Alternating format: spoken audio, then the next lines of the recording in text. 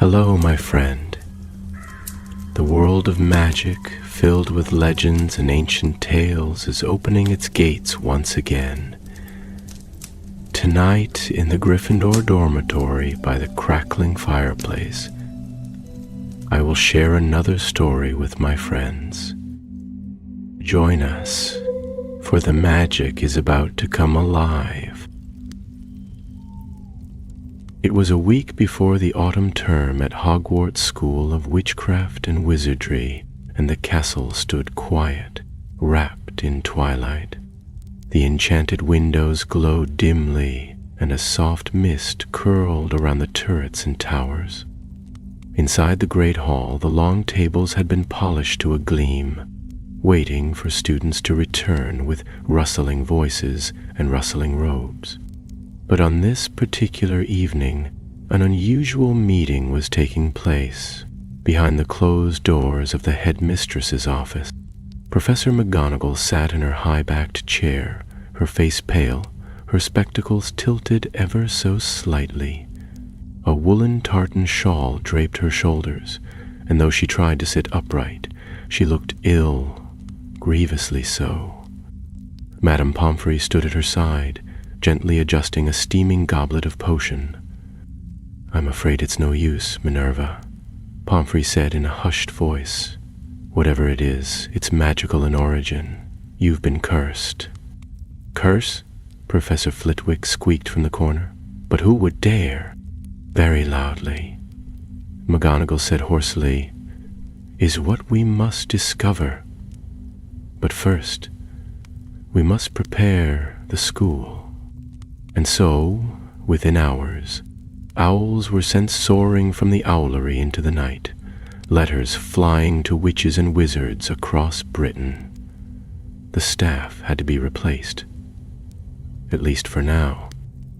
With only days left before the students arrived, Hogwarts needed teachers, temporary ones. By morning, the Daily Prophet carried the headline, "Hogwarts in need. Temporary staff to be hired immediately." The wizarding world was buzzing, and among the flood of letters that came pouring back to the castle, a strange group of applicants emerged. There was Professor Ludlow Kegg, a tall, wild-haired man with a talent for explosive charms and an unfortunate tendency to shout spells in his sleep.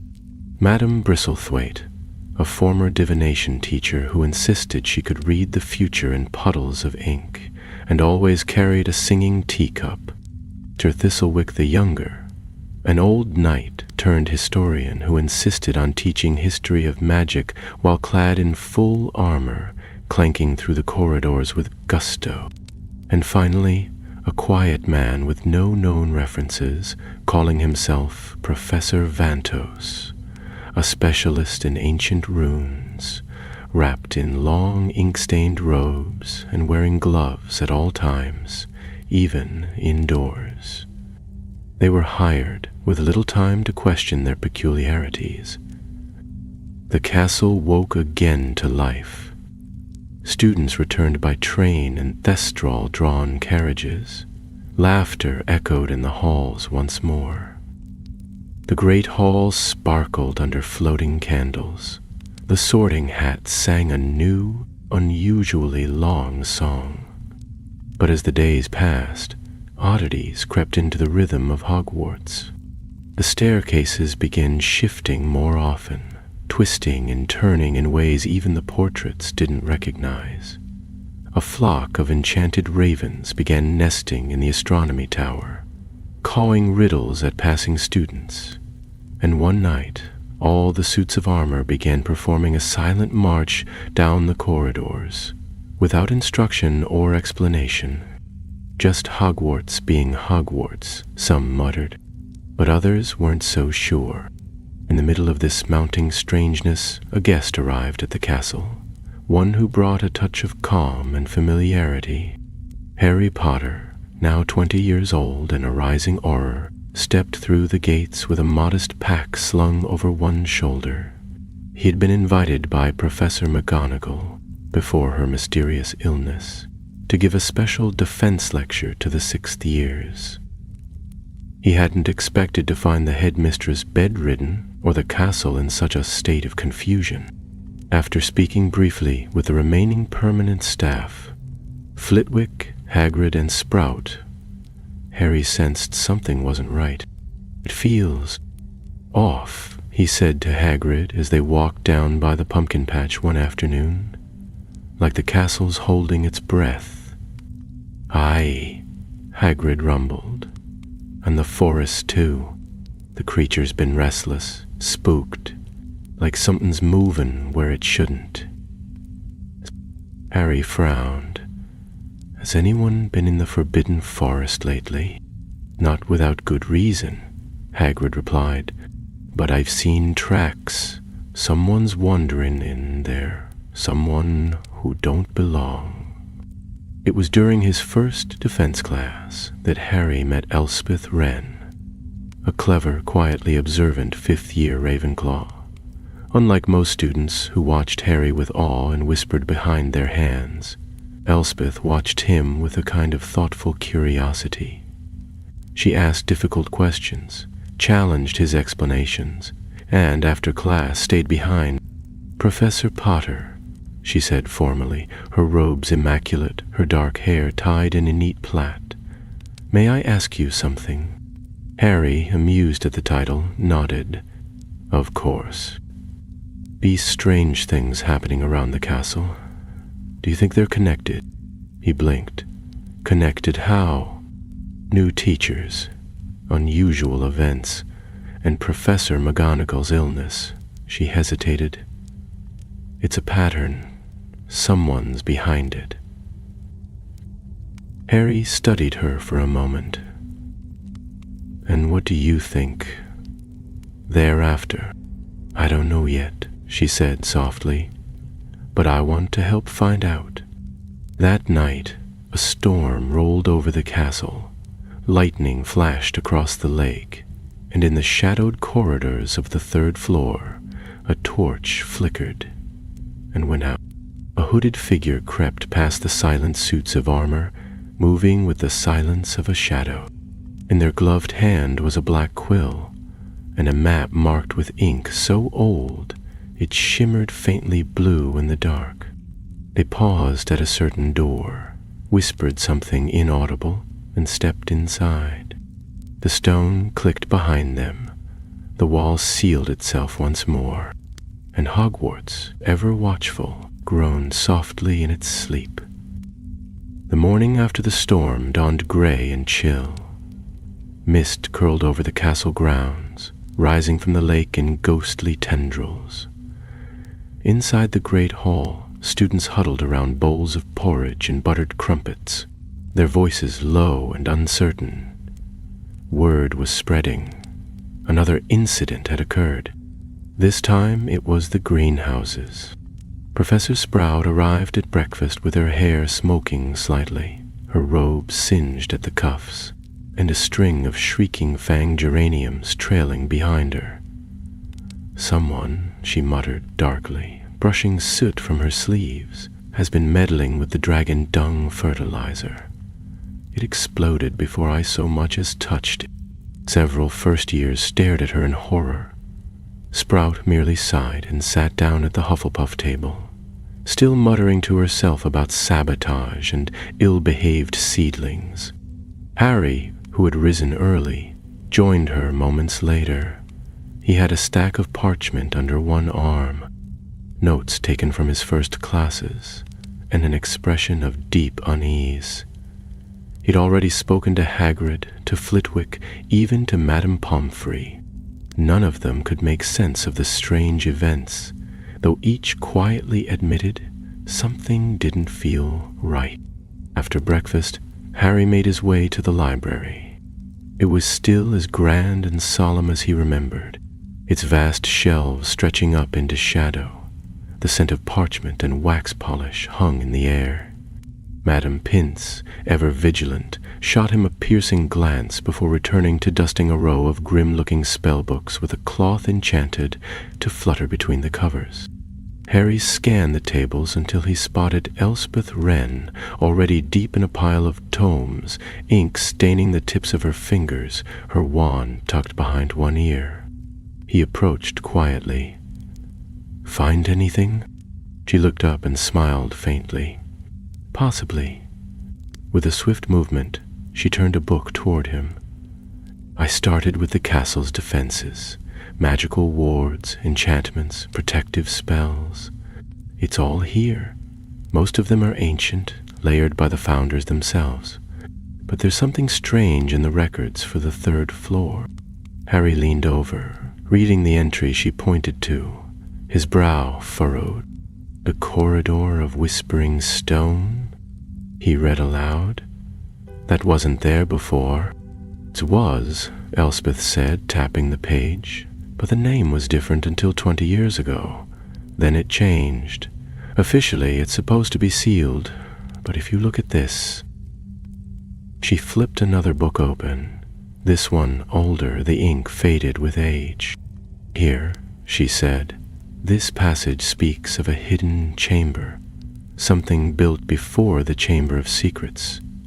A vault, protected not by beasts, but by enchantments. Something called the Mirror Seal. Supposedly it could only be opened by a riddle spoken backwards, in a dying tongue." Harry studied the text in silence. "And you think this vault is on the 3rd floor?" he asked finally. Elspeth nodded. "And I think someone's trying to open it." That afternoon, Harry taught another class, this time to the 7th years. He forced himself to focus, to keep his voice steady as he demonstrated advanced disarming techniques. But the thought of that sealed corridor lingered at the edge of his mind. After the final spell had been cast, and the students filed out in a buzz of chatter, Harry lingered behind, walking slowly toward the wall near the staff room. He examined the stone carefully. At first glance, nothing seemed out of place. Then, his fingers brushed a tiny groove in the mortar. A rune, nearly invisible unless one knew where to look. He stepped back, thoughtful. Behind the wall, something had shifted. That evening, as the sun dipped low and painted the sky with streaks of scarlet and gold, a loud crash echoed through the dungeons. Students came racing up the staircases, breathless and wide-eyed. Harry, summoned by a frantic Slytherin prefect, rushed down to find the potions classroom a disaster of shattered glass, smoking cauldrons, and upturned tables. In the center stood Madame Bristlethwaite, looking flustered and slightly singed, her teacup owl fluttering frantically about her head. "I was merely instructing them on the magical properties of moonwort," she insisted. And then the room twisted. The walls buckled, as if the magic inside turned back on itself. "No spell does that," Harry said carefully, scanning the scorched floor. "Quite right," came a new voice. Professor Vantos stepped through the broken doorway, his long robe whispering across the stones. His gloved hands were folded, his hood drawn low. He spoke softly, but his words carried. "There is something wrong with the magic in this castle." His eyes met Harry's, unreadable. Harry said nothing. Vantos turned and left. That night, the portraits were restless. The fat lady refused to admit anyone without a complicated password ritual involving 3 rhyming couplets. Sir Cadogan challenged 3 second years to a duel, and then galloped off muttering about treachery. Even the castle itself seemed uneasy, its stones humming faintly as though listening to a distant drumbeat. In the Ravenclaw common room, Elspeth paced before the fire, a book clutched in one hand, a biscuit untouched on a napkin nearby. She could feel it, just as she had since the beginning of term. Something was stirring beneath Hogwarts. not in the way legends stir, slow and distant, but like something waking fast, urgent, hungry. She turned suddenly, her mind sharpening on a single memory. There had been a noise the night before, the faint sound of something scraping, something whispering, just outside the walls of the common room. Not a student, not Peeves, something else. At precisely midnight, Harry slipped from his chamber, his wand in hand. He moved through the castle like a shadow, past sleeping suits of armor and paintings pretending to snore. At the appointed place, near the third floor corridor, he paused. A soft sound echoed from behind the wall, a whisper. He held his breath and touched his wand to the stone. It pulsed under his fingers. Just then, footsteps sounded behind him. He turned swiftly, only to find Elspeth, her own wand drawn. "I thought you might come here," she said quietly. Harry frowned. "You shouldn't be wandering around at night. Neither should you." They exchanged a glance, then, without another word, turned toward the wall together. Behind the stone, something shifted again. A low groan, a breath, a whisper, and a rune lit up, faint and blue. In another, then a third. Harry stepped back, heart pounding. The wall was unlocking itself, and the game, whatever it was, had begun. The wall did not vanish, nor did it crumble as one might expect from something enchanted. Instead, it seemed to dissolve, slowly, like fog lifting from glass, revealing a narrow corridor lined with stone etched in countless ancient runes. The glow of the symbols pulsed faintly, the same deep blue as before, and with each flicker a low humming filled the air, like the breath of a sleeping beast stirring beneath the earth. Harry and Elspeth exchanged a glance. He moved first, wand raised, his voice low and steady. "Lumos." Light spilled from the tip, casting long shadows that trembled along the walls. Elspeth followed close behind, her own wand held tightly, eyes darting across every surface. The air was cool and dry, dust swirled in faint eddies around their feet, disturbed for the first time in what must have been centuries. The corridor twisted slightly to the right and then descended in a slow spiral. There were no torches, no windows, only the steady throb of the blue runes that seemed to light their way. After several turns, they reached a door, tall and made of some silvery jet-black metal that looked like forged obsidian. The surface was smooth, but engraved with a circle of ancient symbols, neither of them recognized at first glance. At its center was a flat panel of mirrored glass, like the face of a small, perfectly round porthole. Harry studied it carefully, brow furrowed. "I've never seen this metal before," he said, running a gloved finger along its edge. "And the symbols, I don't think they're entirely runes."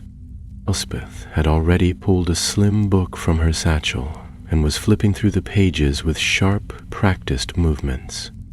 She stopped, pressed her lips together, and held the book open for Harry to see. They're mirror glyphs, a form of script used by an old order of seers who believed knowledge was best hidden through reflection. Every word is written backwards and encoded again to appear meaningless unless read through enchanted glass. Harry raised his eyebrows, impressed. "You just happen to know that?" "I've been studying mirror lore since second year," she said simply. "It's incredibly rare. Almost no one uses it anymore. But Professor Vantos, he mentioned the name Mirror Seal during his first lesson. I didn't think much of it at the time. Now, I wonder if he meant this." Harry turned back to the mirrored circle.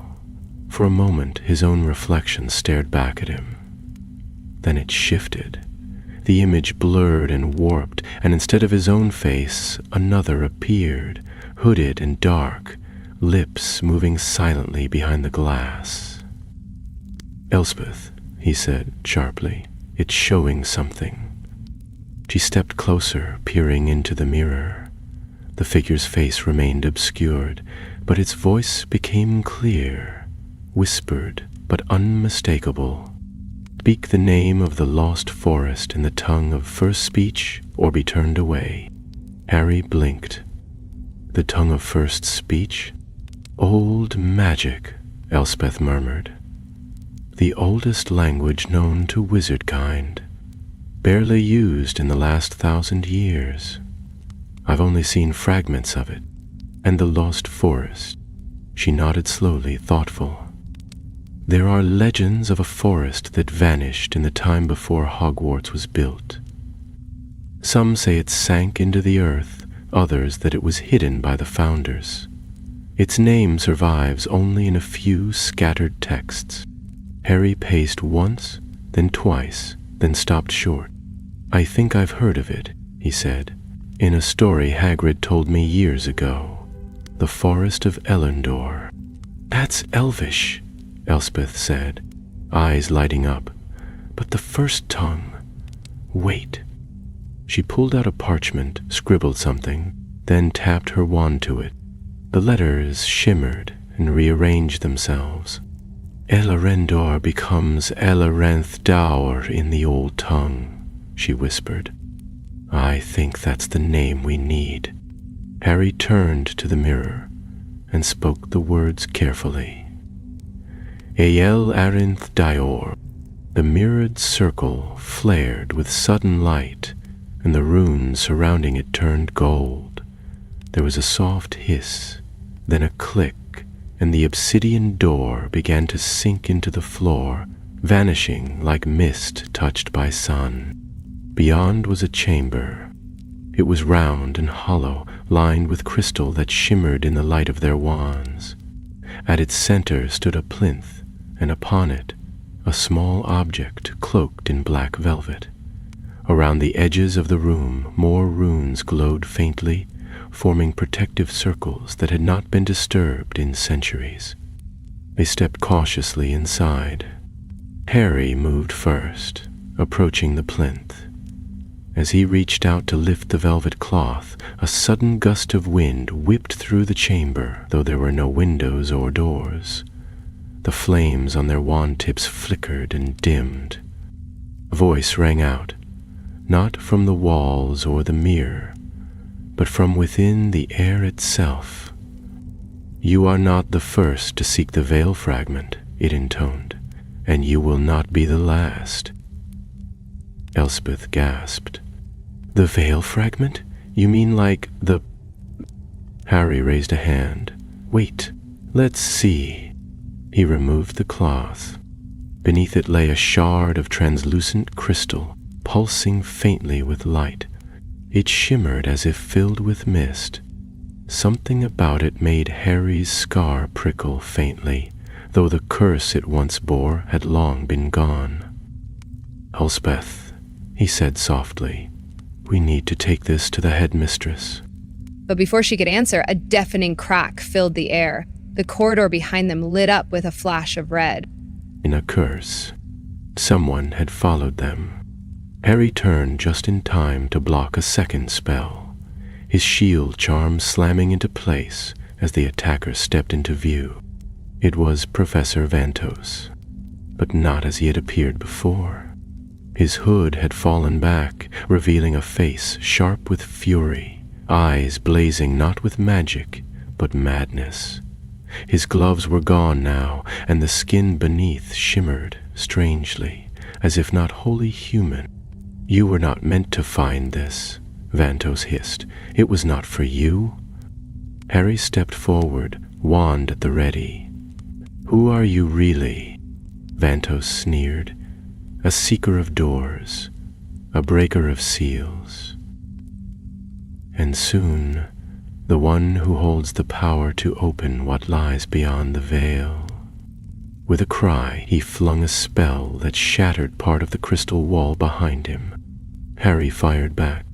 The chamber erupted in light. and the fight for the heart of Hogwarts had begun. The chamber erupted with sound and light, every spell cast echoing with a resonance that seemed to shake the very stones of Hogwarts. Harry ducked as a streak of blue fire flew past his ear, striking the crystalline wall and sending a rain of glittering shards to the floor. Vantos moved with inhuman grace, his wand hand steady and sure as he loosed curse after curse in rapid succession. Elspeth, her face pale but determined, raised her wand and sent a stunning spell toward their attacker. It struck a protective charm and fizzled out harmlessly, but it bought Harry a breath of time.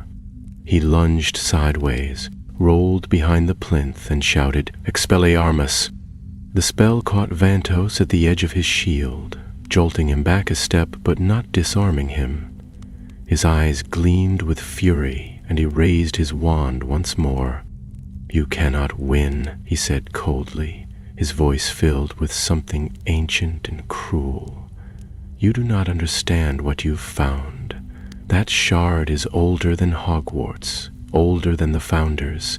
It is a key to what lies beyond the veil. It belongs to me." "You mean to steal it and unleash whatever's behind it," Harry said, his voice low. "You're not here to teach. You never were. I am here to free what was bound," Vantos replied, and, with a twisting motion, he conjured a serpent of flame that shot toward Elspeth. She raised her wand just in time. "Protego Maxima?" The shield held, but barely. The heat of the flames licked past her robes and singed the hem, and the shock of the impact knocked her to one knee. Harry sprang from behind the plinth and fired a blasting charm that struck the ceiling above Vantos, sending a hail of stone fragments down upon him. For a moment, the dark figure staggered. "Now!" Harry shouted. Elspeth, seizing her chance, whispered a charm she had only ever read about. Carcer Mentis. Bands of blue light burst from her wand and wrapped around Vantos like chains, binding his arms and legs and pulling him to the ground with a thud. The chamber fell silent, except for the hiss of dissipating magic. Smoke curled upward from the damaged ceiling. The rune light along the walls had dimmed, as though exhausted from the battle. Elspeth knelt beside Harry, breathing hard, her face streaked with ash. "Did we get him?" she whispered.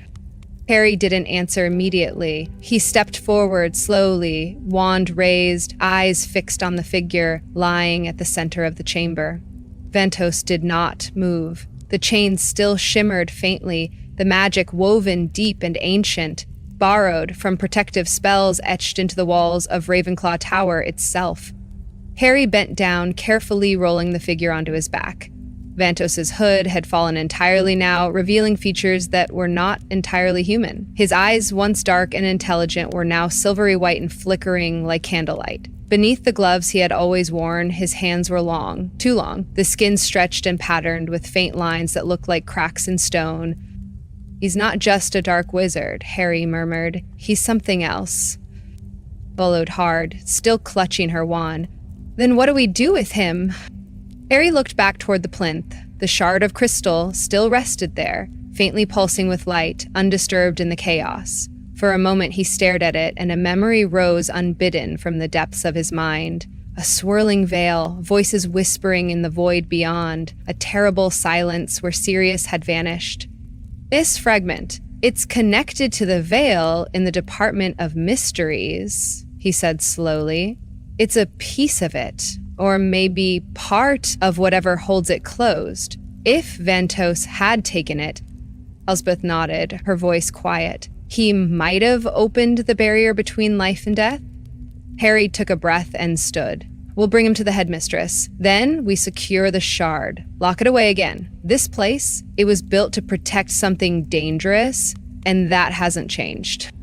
They began the long climb back up through the hidden corridor, the unconscious form of Vantos floating between them, bound in blue light. The runes along the walls seemed to flicker in warning as they passed, then slowly darkened, returning the chamber to its deep and timeless silence. It was dawn by the time they reached the hospital wing. The sun broke through the mist at last, casting golden light over the castle grounds. The sky was streaked with soft pinks and purples, and the bells of the astronomy tower chimed quietly as they entered. Madame Pomfrey gasped when she saw them, quickly ushering them inside. McGonagall, still pale but recovering, sat upright in a nearby bed, her eyes sharp as ever. When she saw the figure they brought with them, her expression turned to stone. "Explain," she said simply. They did, in turns. Harry telling of the hidden corridor, Elspeth explaining the runes and the mirror seal, and both describing the fight and the veil fragment with as much precision as they could manage. McGonagall listened in silence, her hands folded tightly in her lap, and when they were finished, she closed her eyes. "I feared something like this," she said softly. "That man. He used an identity charm so old I couldn't break it. I fell ill after our first meeting. I suspect he cursed me to ensure I wouldn't interfere." Harry frowned. "So who is he really?" "I cannot say for certain," McGonagall replied, "but I believe he may have been part of a forgotten order. Those who once studied the void beyond the veil. They were all believed dead or vanished." "Not all," Elspeth said grimly.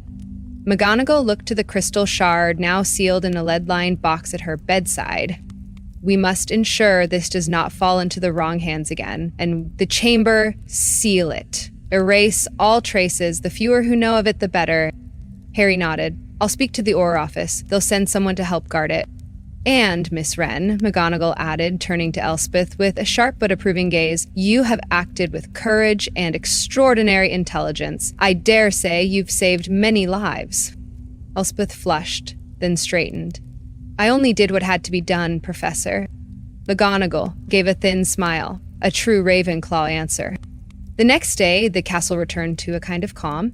The temporary teachers were quietly dismissed, except for Sir Thistlewick, who insisted on performing a farewell reenactment of the founding of Hogwarts, complete with wooden sword and fire-breathing toad.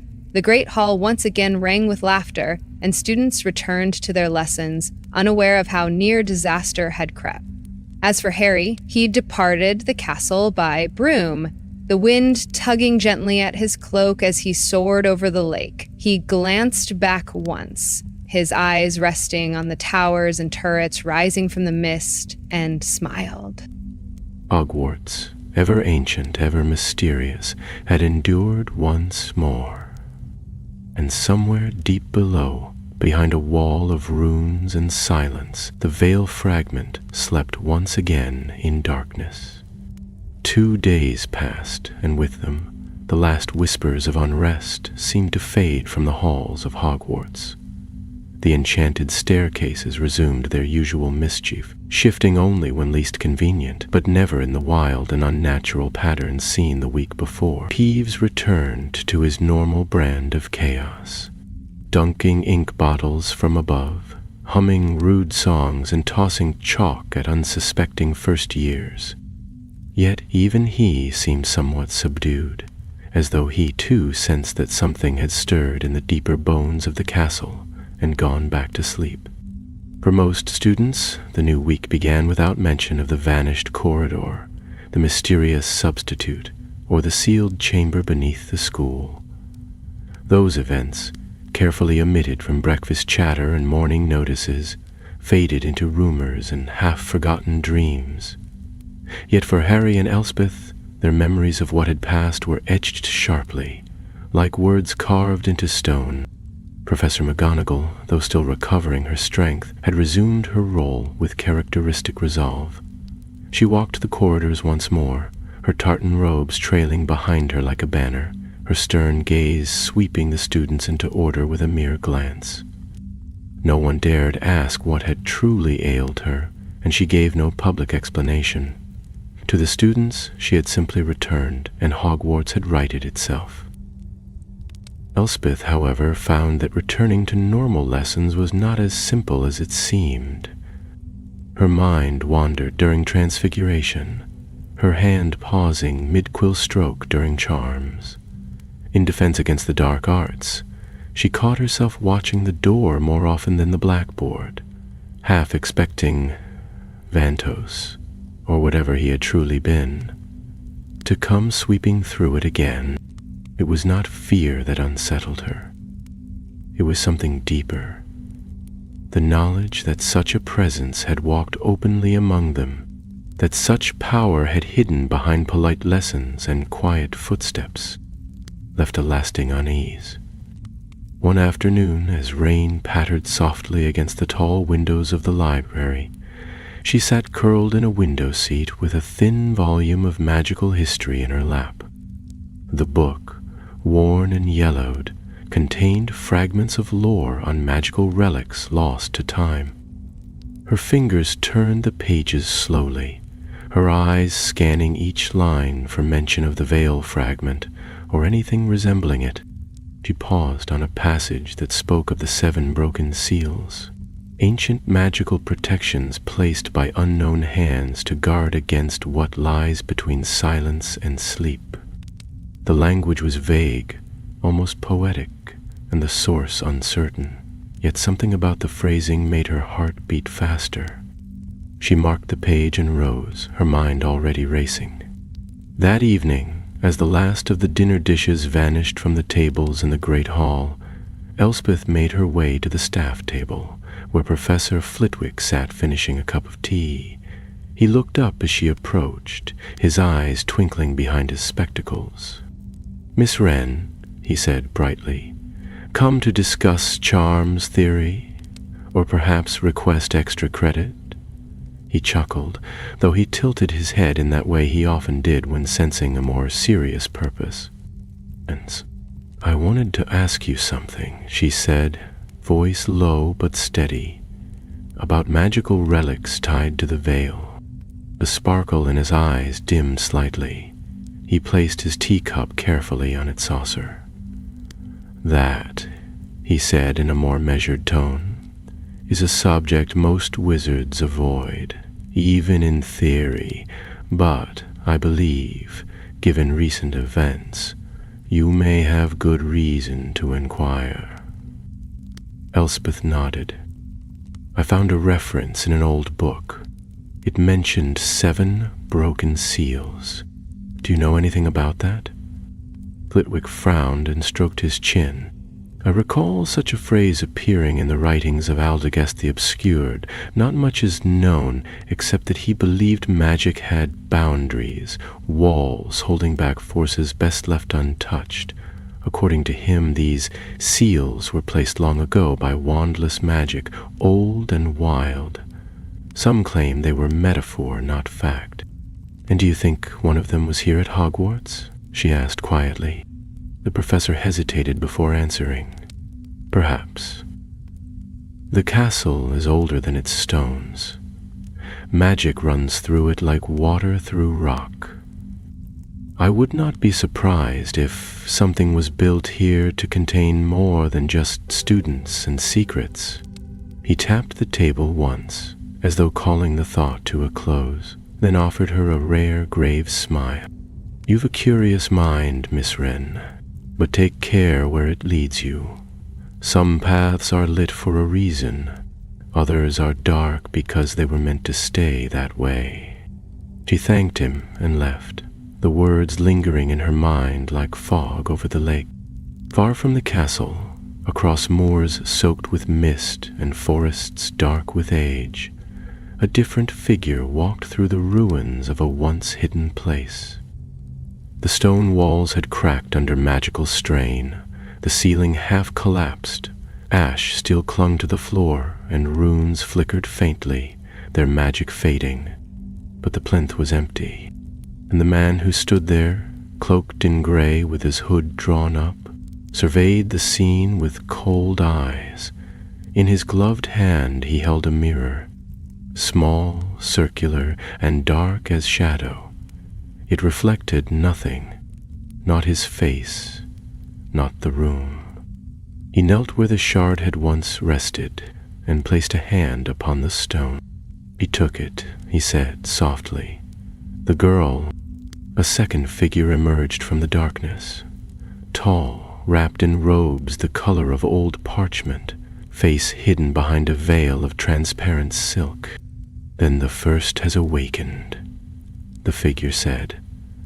Its voice was not male or female, but something older than either. "The others will follow." "How long until they sense the breach?" asked the man. "Not long. They have always watched. But they will not act, not yet." The man rose, slipping the mirror into his sleeve. "Then we move to the next." He turned without further word, the figure in the veil drifting behind him. Above them, the storm that had long been quiet began to build again. At Hogwarts, Harry sat in the headmistress's office, staring at the sealed box now locked behind layers of spellwork and protective enchantment. He had returned for one final conversation, summoned by McGonagall's owl with a message simply stating, "We are not finished yet." "You believe there are more of these fragments?" he said, not as a question, but a truth forming on his tongue. "I do," she replied, "and I believe this was only the beginning." Harry leaned back, his eyes dark with thought. "Then we'd best be ready for what comes next." The days that followed passed with the deceptive quiet of a sky before storm. A stillness had settled over Hogwarts, as though the castle itself was waiting, listening. The students carried on with their lessons, unaware of the eyes that now watched more keenly from behind spectacles and portrait frames, or the subtle increase in the strength of the wards that shimmered faintly along the walls, just out of sight. But beneath that calm, something deeper stirred. Elspeth Wren kept to her studies, but her mind wandered more often than not. Every corridor, every whispered spell, every flicker of torchlight that didn't quite behave as it should tugged at her attention. Her dreams were the worst of it. Dreams filled with cold wind, doors that swung open into darkness, and a low voice calling her name from behind a veil she could not pierce. On one such morning, as frost silvered the edges of the windows and the castle groaned in its old bones, Elspeth left breakfast early. She made her way through the upper corridors, past the tapestry of the dancing trolls and the gargoyle that guarded the old faculty quarters.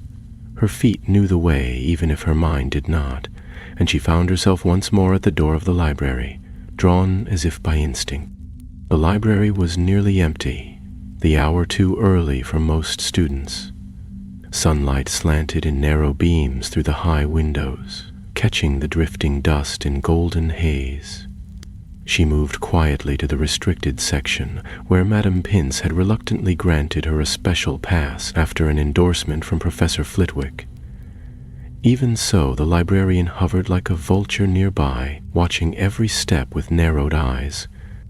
Elspeth drew out a volume that she had marked days before, Wards and Watchers, an examination of magical locks that guard the forbidden. She opened it to the chapter on runic wards linked to burial magic, and there it was again. The same symbol she had seen on the mirrored seal in the hidden chamber, a circle, bisected by a spiral, with 4 dots arranged in a square. It was not a ward created to keep intruders out. It was meant to keep something in. She traced the page with her fingertip, then made her way back to a quieter table near the tall window overlooking the lake. Outside, the water lay still and gray under the winter sky, and beyond it, the edge of the forbidden forest bristled with dark, wind-blown branches. A soft sound made her glance up. Professor Longbottom, now head of herbology, was walking past with a stack of scrolls under one arm and a worried expression on his usually cheerful face. He noticed her, paused, and gave a faint smile. "Miss Wren," he said, "still digging up secrets?" Elspeth nodded. "Trying to understand what we found." He pulled out a chair and sat across from her, placing the scrolls down gently. His eyes, though tired, were kind. "I heard from Harry," he said. "What you did, what you and he uncovered, was no small thing. I taught you in first year, you know, I remember you couldn't coax a daisy to bloom without muttering to it 3 times. She smiled faintly, though her mind remained elsewhere.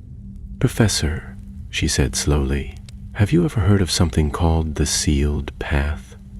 A name connected to the old veil or the fragments? Longbottom's face changed at once. His smile faded, and a line formed between his brows. I have, he said, but only in whispers. Old records in the Department of Mysteries speak of it.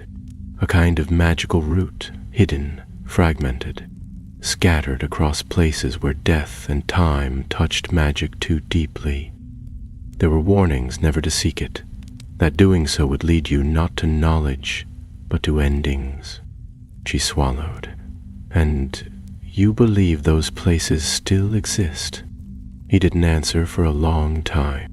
Then, carefully, he said, some believe the Sealed Path is not a place, but a test. That each fragment, each relic tied to the veil is part of a chain. Find one, and another awakens. Find 2, and the third will open on its own. Elsbeth felt a chill creep along her spine. Then that means someone else is already searching, she murmured, because the second fragment is moving. Longbottom stood, his face grave. Whatever you're thinking of doing, be sure you don't go alone. Secrets have teeth, Miss Wren, and the ones you're chasing were buried for a reason. Far away, in a crumbling manor nestled between the tangled woods of northern Wales, a door creaked open beneath a set of rusted iron stairs. The air in the cellar was cold and dry, and the walls were lined with cages long empty, though the scent of old magic still lingered. A group of robed figures stood in a circle, silent as statues, each face hidden behind a mask shaped like a serpent, a raven, or a wolf. At the center of the circle, upon a stone pedestal, floated a small fragment of something sharp and gray, twisting slightly in the air as if caught in an invisible current. It pulsed faintly, and with every pulse, the dust on the floor shivered. She found the first, said a voice, low and hollow, the one that bound the forest path. Another voice replied, softer still, then the veil calls, stronger now. The second must be awakened. It lies beneath stone and sea. A third voice, old and dry, murmured, and the gatekeeper of that place has not forgotten his post. The figure closest to the pedestal raised a wand, its wood bleached white. Send word, the voice said. The chamber under the salt vault must be opened before they reach it. Without a word, the others vanished into shadow, leaving the floating shard spinning gently in silence. At Hogwarts, Harry stood once more at the edge of the lake, arms folded as he looked across the water. His visit had extended longer than intended. The Auror office had offered him leave, not that they knew exactly why. Not all truths could be passed by Owl. Behind him, footsteps approached. I thought you'd gone, said Elspeth, drawing up beside him. You always seem to disappear before the real questions start. Harry gave a rueful smile. I've never been good at long goodbyes. She nodded toward the lake.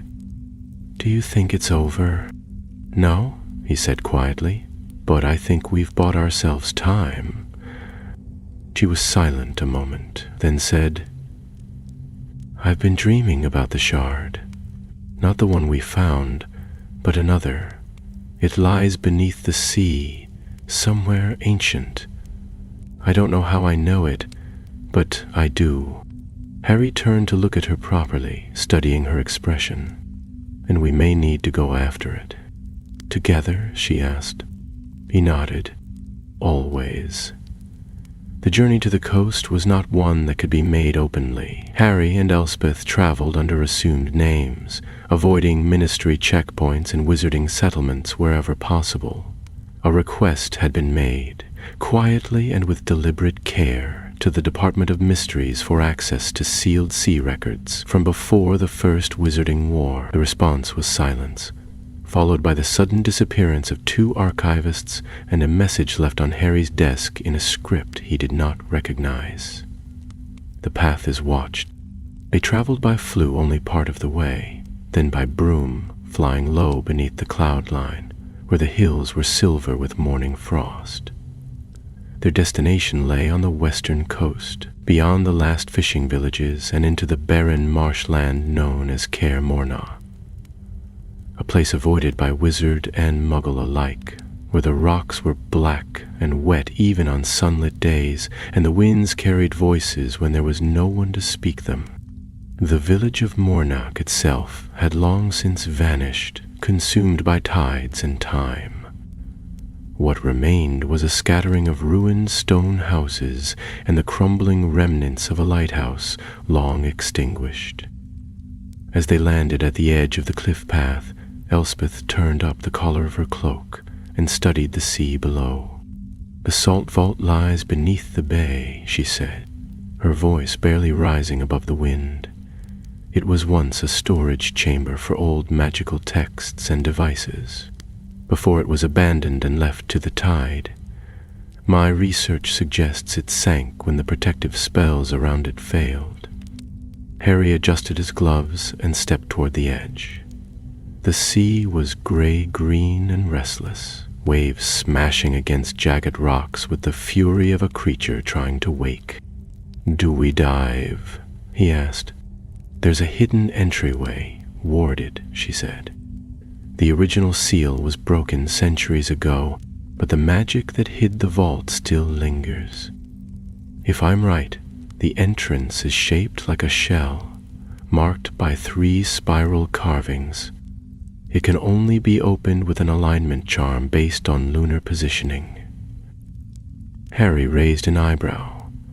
"You've become very specific in your guesses." She gave a faint smile. "I had help. The library portrait of Celira, the Ocean Witch, was surprisingly informative. Once I promised not to report her for throwing seaweed at Madame Pince." They made their way down the winding cliff path, wind tugging at their cloaks, sea spray biting cold against their cheeks. The tide had drawn back just far enough to reveal a shelf of black stone jutting into the bay, slick and uneven. Elspeth knelt there, brushing her hands over the surface until she found what she sought. 3 spirals carved into the stone, each only a handspan across, arranged in a triangle. She drew her wand and traced a sigil in the air, a silvery arc that shimmered and then settled across the spirals like moonlight on water. The stone groaned softly, and then, with a shudder, part of it dissolved into mist, revealing a narrow staircase spiraling down into the sea cliff. They descended in silence. The walls grew damp, then wet, then slick with seawater. The deeper they went, the quieter the world became, as though the waves above had been sealed away behind layers of ancient enchantment. At last, the staircase opened into a chamber of stone, shaped like the inside of a great shell. It was dimly lit by enchanted barnacles clinging to the walls, casting soft blue light, and at the center of the chamber, suspended in a shaft of pale luminescence, floated the second fragment. It was shaped differently from the first, tapered like a splinter, sharp as a dagger and darker in hue. It pulsed slowly, and with each beat, a low thrum filled the chamber, echoing in their bones. As they stepped closer, the air changed. It became heavier, colder, not with mere chill, but with pressure, as though the sea itself leaned against the walls of the chamber, held back by an ancient will that was weakening with each breath. "We have to take it," Elspeth whispered. "But I think it's holding something down. If we remove it, then whatever it's binding might begin to stir," Harry finished, same as the first. She nodded once. Before either of them could move, a voice echoed from behind. "You're too late." They turned, wands raised. A figure stepped forward from the shadows at the far end of the chamber. He wore a traveling cloak soaked from the sea, and his boots left no footprint on the wet floor. His face was pale, almost translucent, and his eyes were a color not found in any human gaze. Soft silver ringed with black, like the depths of a whirlpool. "I wondered which of you would find this place first," the man said. "The boy who survived death, or the girl who walks beside it?" Harry narrowed his eyes.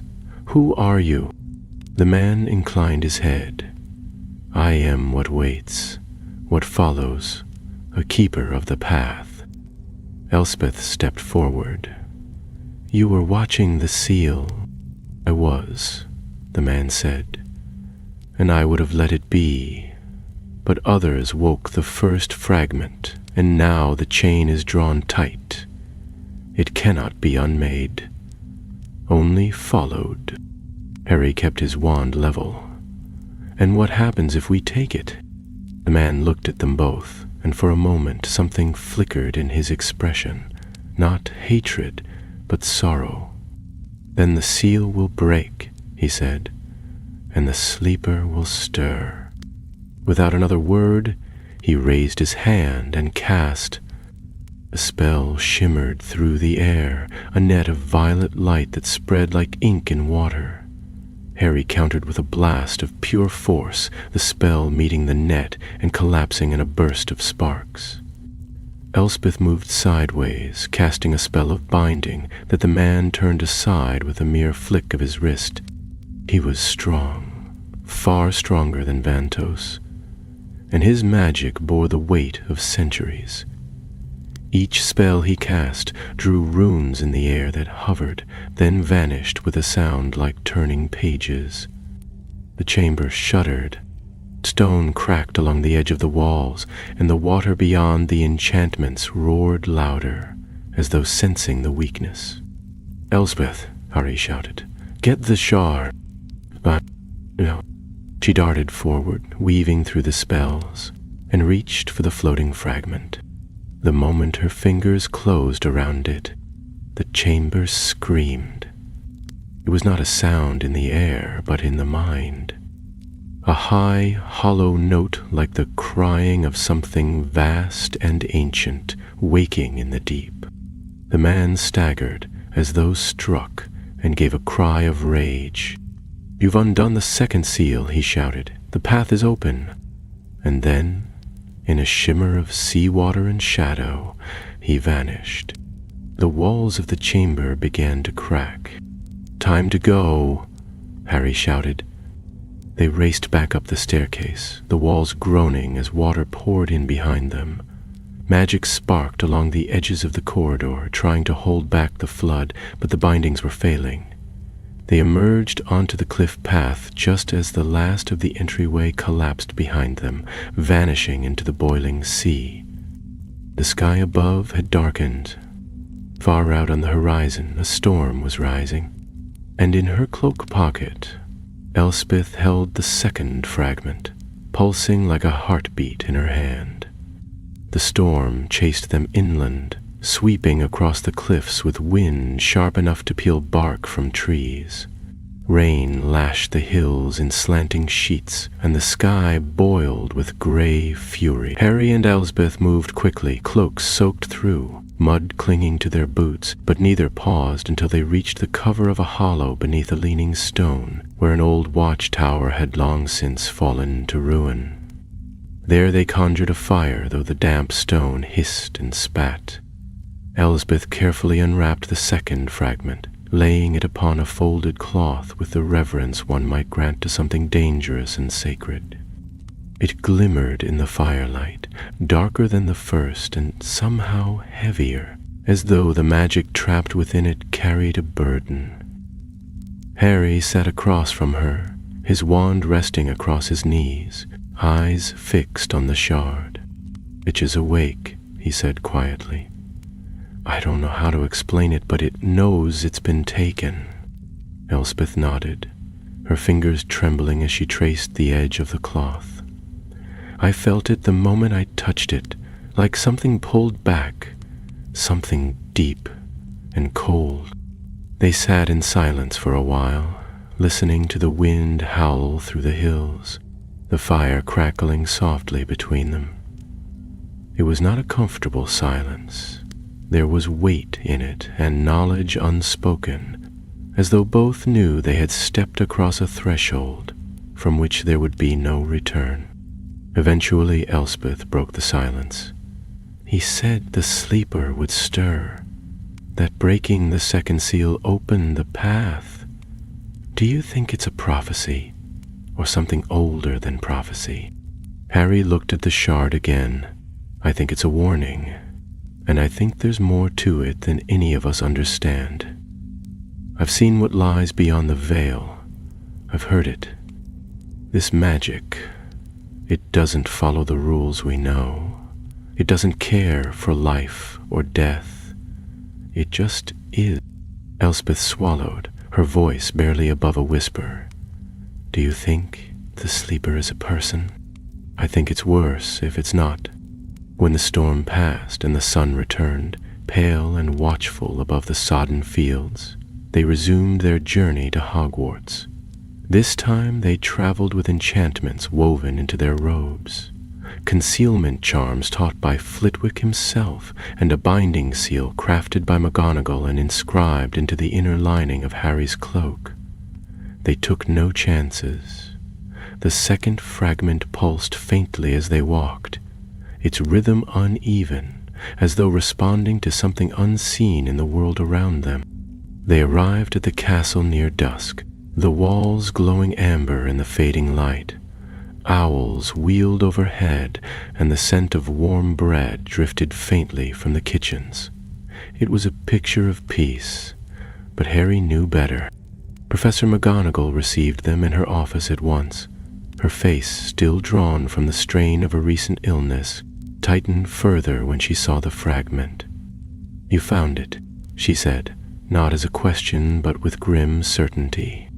Elspeth laid it carefully on the desk where it lay like a shard of night. There was a guardian, she said. A man, though not quite human. He called himself a keeper of the path. McGonagall's lips thinned. That title has not been spoken aloud in the wizarding world for over 1,000 years. The Keepers were part of an ancient order tasked with maintaining the balance between magic and the veil.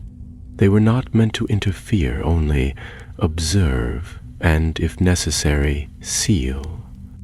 He didn't seem interested in observation, Harry said. He tried to stop us.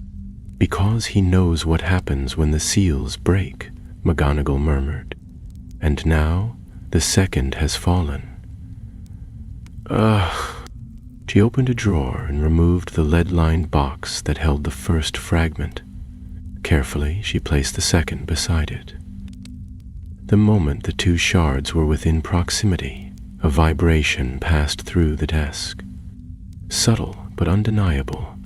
The edges of the shards shimmered faintly, a thin line of magic connecting them like threads drawn between magnets. Do you feel that? Elspeth asked. Yes, McGonagall replied. And it confirms what I feared. They are not merely fragments of the veil. They are pieces of a lock. Each broken piece allows the next to be found. And when all are joined, the lock breaks, Harry said, and the sleeper wakes. The headmistress leaned back in her chair, her expression unreadable. Then we must find the third before anyone else does. Elsewhere, in the depths of the continent, far beyond the reach of maps that moved and changed with the magical flow of the world, a third shard stirred within its prison. It lay buried beneath a ruined citadel where no star shone and no name endured. Around it, the air was thick with old enchantments and bones dusted in ash. Runes once written in light now glowed faintly in rusted iron, and above the chamber something vast and slumbering shifted once in the dark. A figure entered the chamber, barefoot and hooded, robes soaked from rain that had never touched the ground. The air bent around them as they moved. They did not speak, nor did they carry a wand. Their presence was magic, pure and unfiltered, the kind that made fire dim and mirrors crack. They approached the fragment where it hovered between stone pillars etched with warnings and spells that no longer held. One hand reached out, not to touch, but to feel. "Two are taken," they whispered. "The third will follow." They turned and vanished without sound. Behind them, the fragment pulsed once, and far away, deep within the forbidden forest, every centaur lifted their head at once, eyes glowing with unease. The trees grew still, the wind ceased, and the ground, silent for an age, shivered. The path was awakening. In the days that followed the return to Hogwarts, the castle grew more restless than before.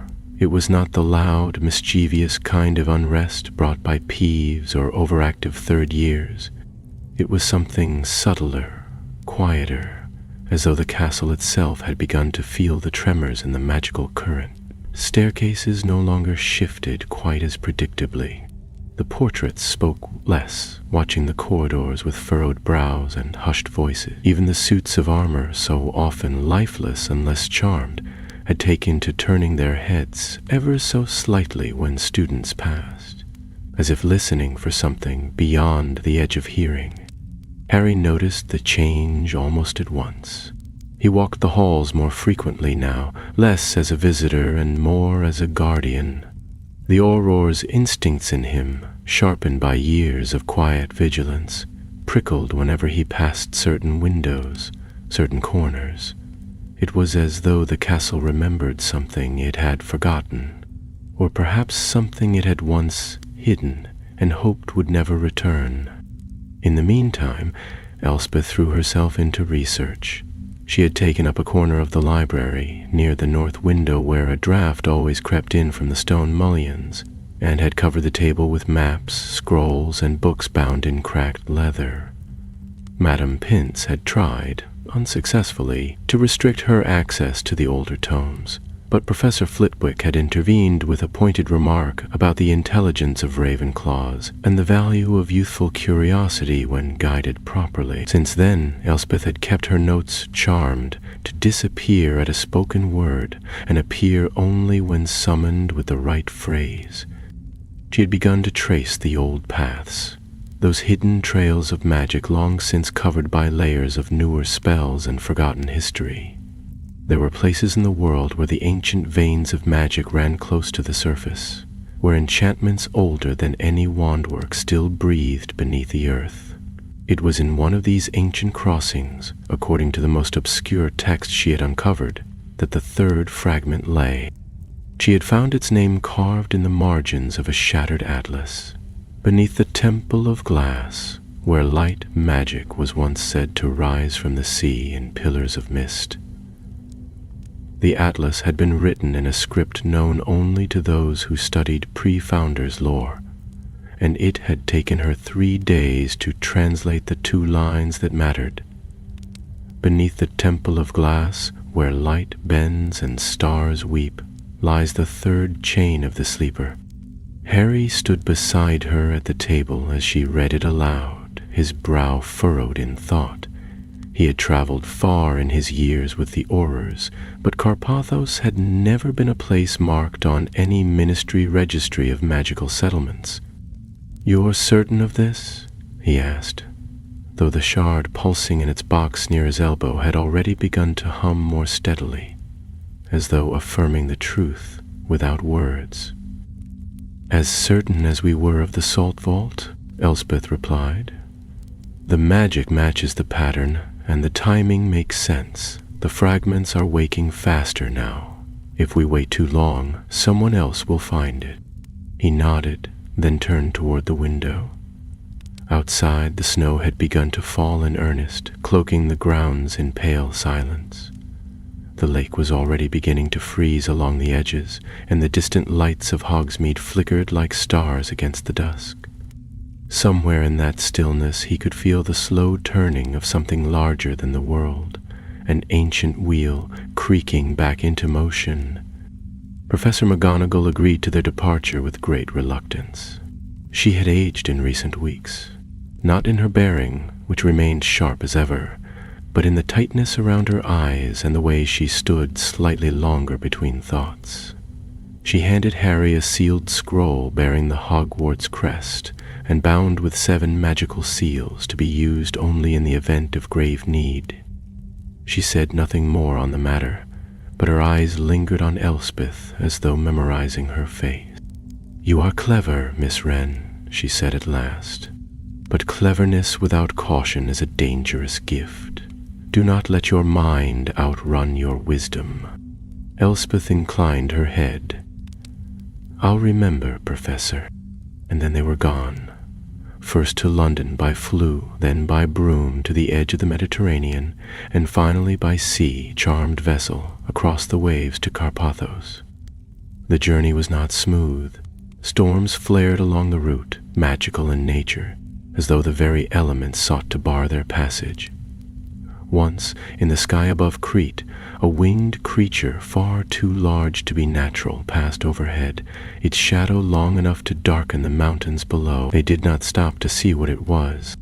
Carpathos was more cliff than land, its edges jagged like broken bone, its inner hills steep and covered in thorn. But it was beautiful in a way only untouched magic could be. The trees grew in slow spirals, and the wind whistled through narrow passes in notes that seemed almost melodic. The Muggles had long abandoned its shores, claiming bad weather and strange sightings.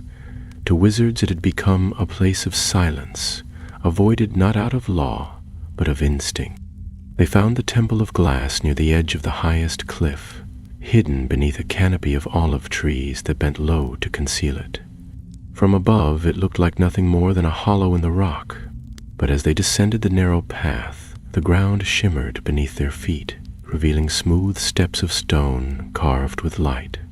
The temple was not built in the normal sense. It had been shaped, coaxed from the rock by magic that did not use spells but song and vision. Its walls were translucent crystal, filled with veins of glowing silver, and its roof open to the sky, where stars hung brighter than they did in any known place. Inside, there were no altars, no relics, only stillness, and at the very center a pool of water so perfectly clear that it mirrored the heavens. The shard was at the bottom of that pool, floating inches from the stone. Its surface pulsed like a heartbeat, and it cast no reflection. Elspeth stepped forward, but before she could speak a spell, the chamber darkened. Shadows moved across the crystal walls, not cast by any figure, but crawling like living ink. A voice echoed around them, soft, feminine, and layered with age. "The path is open. The 3rd seal must not break." Harry drew his wand at once, scanning the room.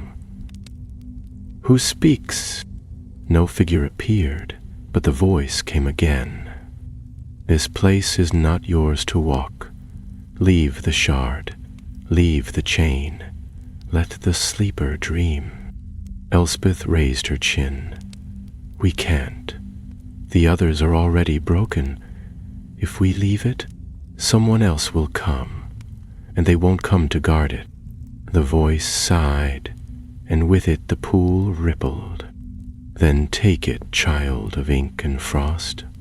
But know this, once the 3rd awakens, the 4th will not wait." With a breath, the voice vanished, and the temple brightened once more. Elspeth stepped into the pool. The water did not rise nor ripple as she crossed to the shard. Her fingers closed around it. The stars above flared, and far below the island, deep in the roots of the sea, a vast door turned on unseen hinges, opening a sliver. The path was no longer just open. It was calling. They left the temple of glass beneath a night sky that shimmered too brightly for comfort. The stars above Carpathos had changed, not in position, but in their stillness. They no longer twinkled as stars should. Instead, they hung in the heavens like watching eyes, unmoving, unwinking, cold. The wind that had once whispered through the olive trees was silent now, and even the island birds had fled inland. It was as though the island itself sensed the turning of a key long buried, and now waited for something to arrive. Elspeth wrapped the third shard in thick enchanted cloth and placed it beside the other two within the reinforced satchel she carried at her side. The moment it drew near its companions, a line of thin golden light leapt between them, silent and constant, like a vein of lightning frozen in time. The pulsing grew stronger with each step they took away from the temple. The rhythm was steady now, unified, as though the shards had found each other after a long exile and were preparing, together, to fulfill the purpose for which they had been made. Harry did not speak as they made their way back toward the edge of the island, where their vessel waited beyond the cliff path. He was too aware of the magic gathering around them, too conscious of the way the sea below churned without wind, and the sky above remained bright even as the moon set. It was not the light of dawn that rose behind them as they walked, but something else, something old, faintly golden, and utterly wrong. They reached the vessel just as a low hum passed through the air, so deep it seemed to come not from without but from within their bones. The stones beneath their feet vibrated, and the wind finally returned, cold and sharp, like breath drawn from an ancient lung. Harry glanced back only once before they boarded, and he saw, rising faintly from the center of the island, a narrow column of mist that glowed with no source of light, reaching silently into the sky like a finger pointing at the stars. They departed at once, charting a course northward, back toward the continent. Neither spoke until the island had vanished from view behind the morning fog. Even then, the sea remained uneasy. The waves lapped in crooked patterns, and the gulls circled without cawing.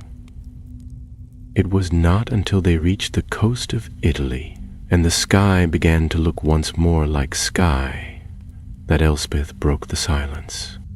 "Do you think we're being followed?" Harry nodded. Yes, and not just by people. They found shelter in a wizarding hamlet nestled beneath the hills of Tuscany, where the trees were old and the air was thick with enchantments meant to keep curious eyes away. There, inside a stone cottage borrowed from an old friend of McGonagall's, they laid out the shards for study. The golden light between them had grown brighter, and though the fragments did not speak, there was a tension in the air that made speaking around them feel like trespass. Elspeth traced the runes etched along their edges with care, recording each symbol, each pattern. When she placed her hand beside them, she could feel a pull, not physical, but mental, like a soft voice just at the edge of hearing.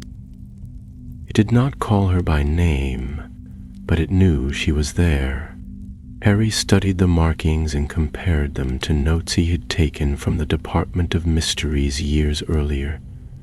Though few documents survived the fires of the final war, some references remained. Sketches of the veil, theories about its origin, wild speculations written in shaking hands about what lay beyond. Among them, he found a phrase that made his breath catch. The chain of the veil was not forged in life, it was built in endings. 7 were made, each a gate, each a warning. Break the chain, and the gate opens not to death, but to unmaking. He read it aloud. Elspeth looked up sharply. 7, she said. We have 3. And each one draws us toward the next, Harry murmured. They aren't just fragments. They're guideposts, beacons. She stood, pacing once, then turned toward the window. Beyond the hills, the sky was beginning to cloud over once more, though no storm had been forecast. The light seemed dimmer, though no sun had been blocked. A subtle darkness had crept into the world, and it was no longer hiding. Elspeth drew a breath. We need to find the fourth before the next keeper does. Harry agreed, but the question loomed large. Where would it be? They spent hours poring over old maps, tracing lines between the fragments' known locations. The pattern was not obvious, not a circle or spiral, but a web. Each shard, it seemed, was linked by ancient magical ley lines, channels of power that crossed beneath the surface of the earth and sea. When Elspeth overlaid the paths onto a chart of magical disturbances collected over the last 6 months, the lines intersected over one place.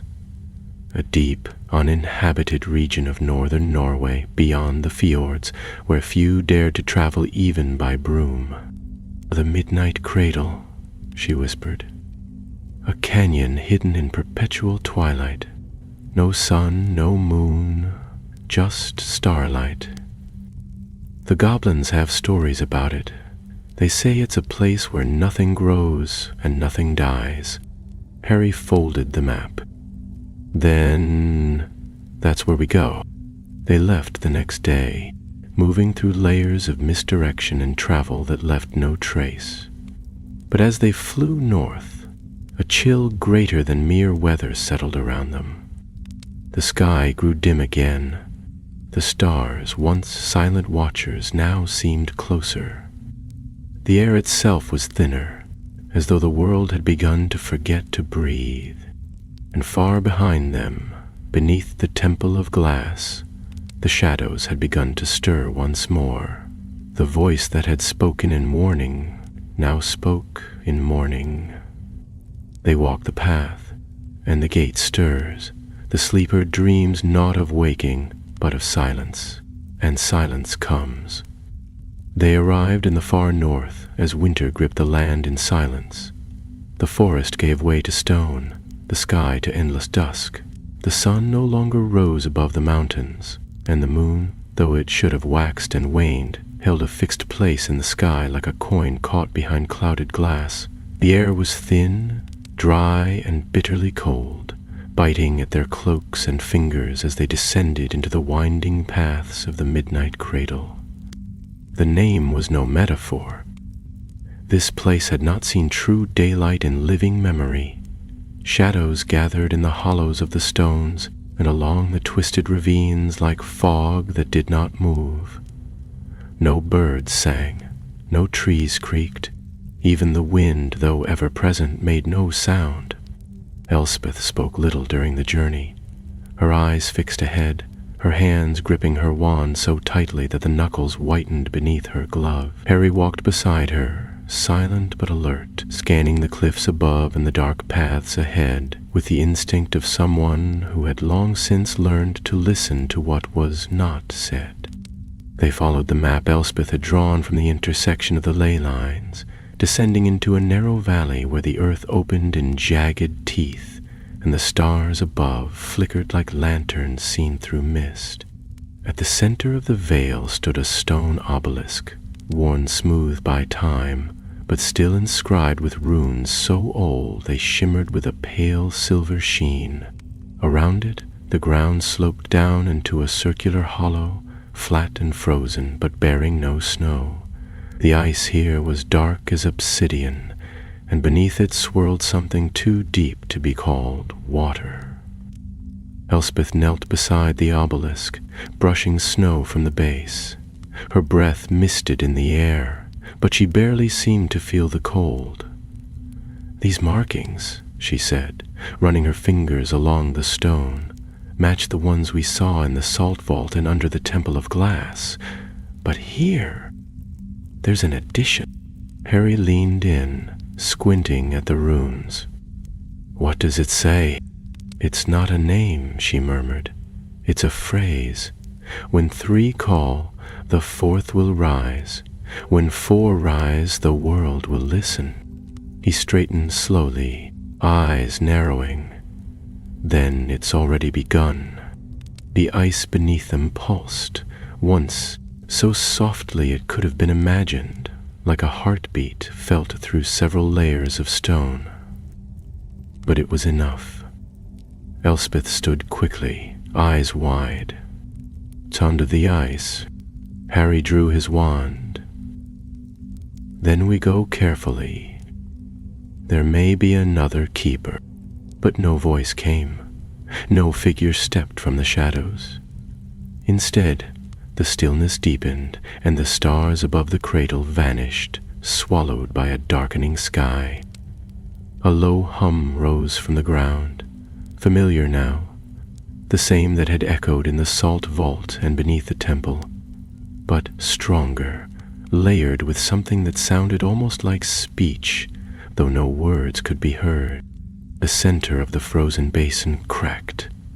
A thin fracture split the ice from end to end, spreading like a spider web. In its heart, a single shape rose slowly from the black. It was not held by stone or water, but suspended by magic older than any wand, older than any language. The 4th shard was unlike the others. Where the first had been clear, the second dark, and the 3rd like starlight caught in glass. This was shaped like a blade, thin, jagged, and constantly shifting in hue, as though light itself could not decide how to fall upon it. It spun slowly in the air, not by any force, but in defiance of stillness, turning as if sensing its kin. Harry took a cautious step forward. Elspeth moved with him, hand outstretched. But before she could reach the shard, the air behind them split. Not with sound, not with light, with absence. A figure stepped from the rent in the air. Hooded, robed in gray and shadow, the edges of their form flickered like a candle seen through frost. Their face was concealed, not by a mask or hood, but by a veil of swirling mist. And when they spoke, it was with a voice that came from neither mouth nor throat, but from the very silence of the world itself. "The 4th is not for you." Harry raised his wand, but something in his arm stiffened, as though the magic within him faltered before that presence. Elspeth stood her ground. "You're not a keeper." "No," the voice replied, soft as snowfall. "The keepers have fallen. The sleeper stirs, and the chains are broken. I am the first breath of what comes next." The shard pulsed violently, casting wild shadows across the ice. Harry tried to speak, to challenge, but the voice was already moving again. "You walk a path not meant for the living. You have trespassed upon ancient ground, called upon powers sealed with blood and silence. You have joined what was never meant to be joined." Elspeth's voice, though trembling, did not break. "We're not trying to open the veil. We're trying to stop whoever is." "There is no stopping it now," the figure whispered, "only choosing how it ends." The sky overhead cracked, not with thunder, but with silence. The stars blinked out, the shard flared, and then, before anyone could move, Elspeth leapt forward. Her fingers closed around the 4th shard. The air exploded with light. The figure was gone, and deep beneath the cradle, the gate turned. Not open, but ajar. The light from the 4th shard faded slowly, drawn back into the stone like breath into lungs. For a moment the world stood still. The wind stopped. The snow, which had begun to fall once more from the hushed sky, froze mid-air, each flake hanging like glass in the half-light. Even the sound of their own breathing ceased, swallowed by something deeper than silence. Elspeth stood at the heart of the cradle, her hand wrapped around the shard, her eyes wide and unblinking. A faint line of light connected the fourth to the other three, pulsing faintly, golden and cold. The threads shimmered, spun together, and then tightened, forming a lattice of magic that hovered in the air above her palm. Harry stepped forward cautiously, his wand still drawn, though his arm shook now, not with fear, but with something more ancient, a bone-deep instinct that what they had awakened was far older than magic and far less forgiving. "Elspeth," he said, voice low, "are you all right?" She blinked at last and turned to him, her face pale, her expression unreadable. "I saw it," she whispered, "just for a moment. When I touched the shard, something opened, not a door, but a thought. It wasn't words, it wasn't even a voice. It was awareness, as though something sleeping had turned and noticed the light." Harry moved to her side, glancing once more at the strange weave of golden thread now binding the four fragments together. The lattice shimmered softly, casting shifting patterns on the ice beneath their feet. "It knows we're here," he murmured. "No," Elspeth replied, her voice thin. "It knows we're close." They left the cradle before the sun could rise. Not that it ever truly did in that place. As they climbed the steep path back toward the higher cliffs, they both felt it. A change in the air, a weight upon the world. It was not something visible, not something that could be named aloud, but it pressed at the skin like the onset of a thunderstorm, the kind that breaks not with lightning, but with silence so deep it feels like the breath has been taken from the land. When they returned to Hogwarts, the castle itself seemed different. The turrets leaned as if listening. The tapestries hung still, not from lack of wind, but from something more deliberate, more wary. The portraits that lined the staircases spoke less and blinked more. Several refused to remain in their frames at all. Even Peeves, when he appeared at breakfast the next morning, hovered in the rafters without speaking, simply watching the head table with narrowed eyes and an expression that, on anyone else, might have been caution. Professor McGonagall summoned them to her office within an hour of their return. She sat behind her desk, her hands clasped before her, the lines on her face deeper than before. The fire in the grate burned blue, not from any aesthetic choice, but because she had cast a rare and ancient protective charm over the room, one that even Harry had only seen used during the war. "You found the fourth?" she asked, though she already knew the answer. Harry placed the satchel upon her desk, and the four shards, now bound together by the golden lattice, hovered slightly above the wood, humming with quiet, ceaseless energy. For a long time, no one spoke. Then McGonagall rose slowly and walked around the desk to stand beside them. "This," she said at last, "is more than any of us expected." Elspeth, her voice barely above a whisper, asked the question they had both been avoiding.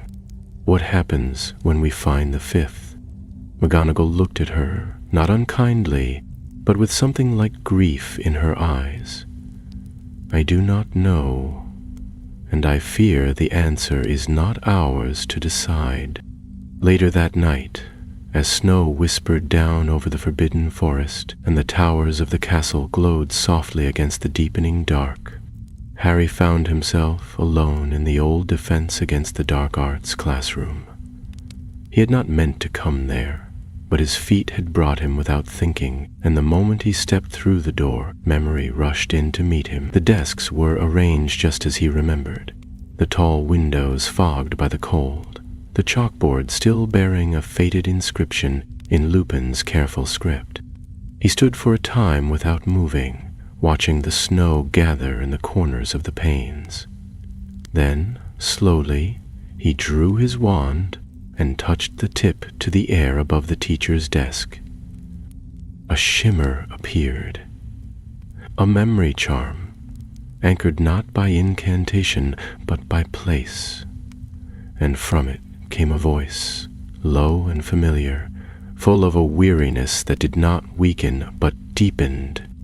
"You don't defeat what's behind the veil," it said. "You only hold it at bay. The moment you think it's done, it begins again, because the veil is not death. It's what waits when death has gone quiet." The voice faded and the charm dissolved. Harry lowered his wand. When he returned to the tower, Elsbeth was already awake, seated beside the window with the shards before her, watching as the golden threads wove slowly into new patterns. "They're pointing," she said, her voice distant. "Somewhere east." Harry looked down at the fragments. The lattice had shifted again. One strand now stretched faintly away from the others, flickering like a compass hand turned toward its next mark. "Then it's begun," he said quietly. Elspeth turned to him. "We're not ready." "No," Harry replied, "but neither are they." And somewhere far from Hogwarts, across the mountains and the old forests, beyond ruined keeps and forgotten rivers, a bell rang. No one saw it, no one heard it, but every shard answered.